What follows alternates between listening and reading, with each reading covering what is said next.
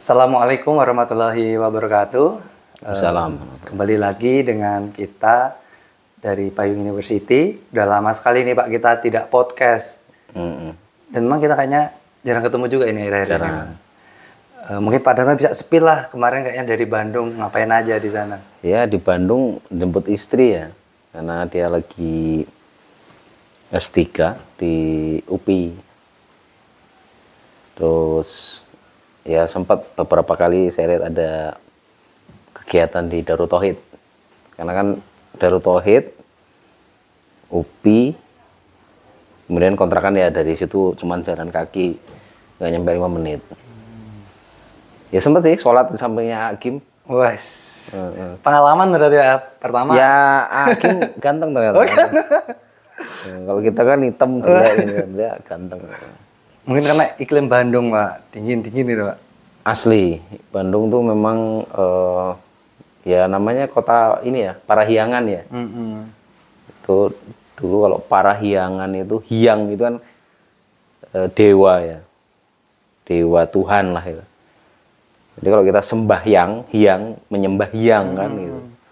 Kalau Parahyang itu Parahyangan tuh, jadi dulu tuh di gunung-gunung orang-orang Sunda di zaman dulu lah ya, masih zaman Hindu nih, belum Islam masuk.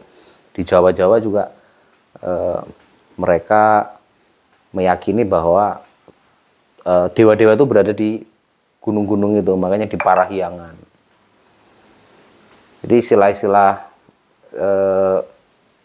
zaman dulu itu kan juga mempengaruhi cara beribadah hari ini kan gitu. Sang Hyang Widi kalau sekarang orang-orang itu menyebut kan Sang Hyang Widi, sembahyang, Parahyangan.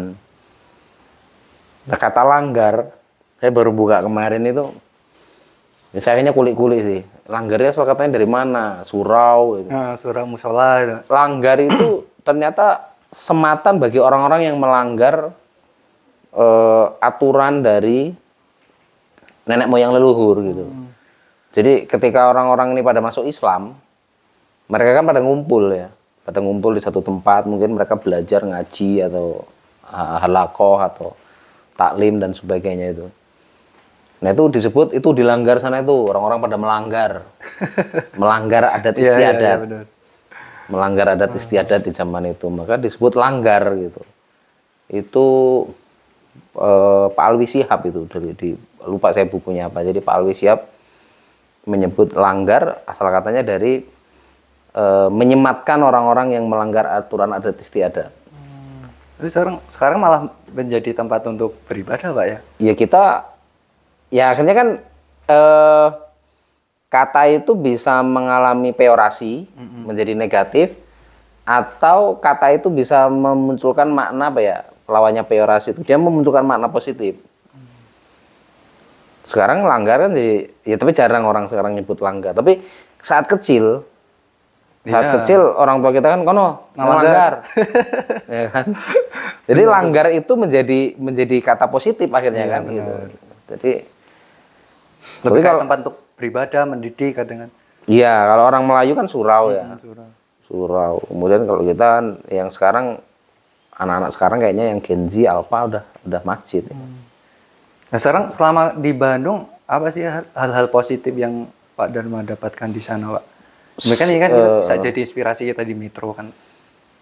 Sama aja lah ya, sama aja dengan kota lain. Ya macet ya, sama kayak kita dulu. Dulu aku masih kalau pas kuliah di Jogja nggak seberapa macet, tapi udah kelihatan bahwa kota itu akan macet ya. Bandung sekarang juga udah parah. Kalau sore kita kayak gini takjil di Gerlong itu, di Geger Kalong itu ada banyak takjil berlimpah di situ ya, macet total kalau udah jam-jam 5 sampai jam-jam 6 itu udah macet. Kemarin aja saya mau makan di Pondok Salera, pesen Gojek, nggak dapet Gojek saya. Orang pada nolak karena saking penuh, mepet udah mau azan. Akhirnya saya cegat orang itu kan, orang Gojek itu, Pak anterin saya Pak, saya mau jemput ini penumpang ini. Udah Pak, cancel aja Pak, saya bilang. Saya bayar manual. Agak maksa berarti Pak. Iya. Dia biasanya tarifnya hanya sekitar ke orang itu mungkin 10.000, saya tambahin 15.000, terus saya beliin es nih Pak, kita buka di jalan nanti. Dan saya pesan mobil ditolak, pesan motor ditolak, orang pada ini. Ya awalnya saya nolak dulu sih, ketika saya pesen Grab, pesen Gojek, pesen Grab awalnya. Tak lihat kok 14 menit, wah tak cancel. 7 menit tak cancel. Habis itu udah mepet mau azan. Akhirnya orang kan udah malas juga mau narik ya, kan. Benar. Paling terlewat-lewat nganter aja. Akhirnya orang itu senang banget, tak kasih 20 akhirnya. Makasih Pak ya. Sayang, makasih Pak, Bapak nolong saya bilang. Karena istri saya udah di situ, saya belum. Kalau sampai udah mau makan, udah selesai, saya belum datang kan bisa repot. Saya bilang gitu. Jadi problem-problem kota umum lah Pak ya, macet ya Pak. Macet ya, macetan. Ya pergaulan bebas saya kira juga muncul di situ ya. Karena saya lihat juga ada kos-kosan yang ya kayak Hakim kan pernah negur tuh di medsos viral tuh kan. Yang apa itu K24 itu pas deket dari masjidnya Darut Tauhid tuh. Sebelah kirinya malam-malam laki perempuan campur ada ngerokok. Sebenarnya nggak salah sih menurut saya, anak-anak itu nggak salah juga sih. Karena juga di jalanan umum ramai gitu. Cuman kan sepertinya memang itu gedung baru, tempat bisnis baru K24 tuh. Dan dia buka terus kan. Tapi kan duluan Darut Tauhid kan ya, sebagai sistem pesantren, ada gedung pemberdayaan, ada pedagang-pedagang muslim di situ macam-macam. Dan Hakim kan videoin juga kan ya, viral ya. Sekarang ditutup gitu. Ya termasuknya ada Darul Tauhid, daerah situ juga berkembang juga Pak ya?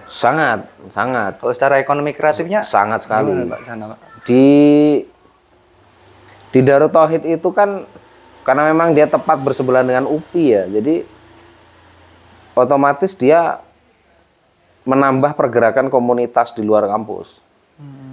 Nah ini kalau kita membincangkan kota, sebenarnya kota-kota maju itu juga ditopang oleh perguruan tinggi. Kalau perguruan tingginya bagus, dia bisa menyerap banyak anak-anak muda bagus-bagus ya.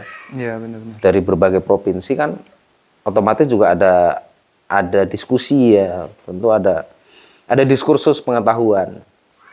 Kemarin saya sempat ngumpul sama anak-anak Bandung Book Party.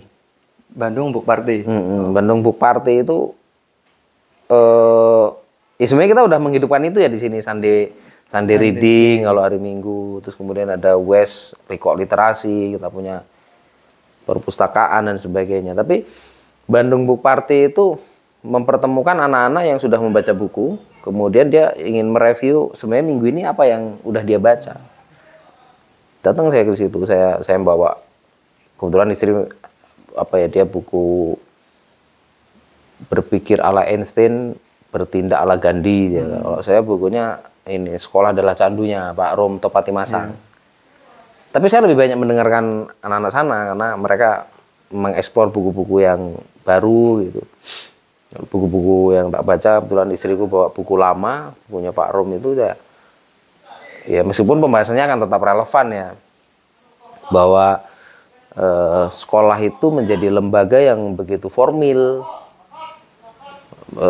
Sekolah itu menjadi lembaga yang kaku, yang kemudian melihat asal kata sekolah, sekolah itu menjadi mengalami penyempitan makna. Padahal kan dia artinya kan dulu memanfaatkan waktu luang dalam bahasa Yunani kuno. Orang-orang ngumpul membahas tentang apa di waktu luang mereka setelah bekerja, itu namanya skule kan. Kemudian jadi school bahasa Inggris, jadi sekolah. Sekarang kita nggak punya waktu luang.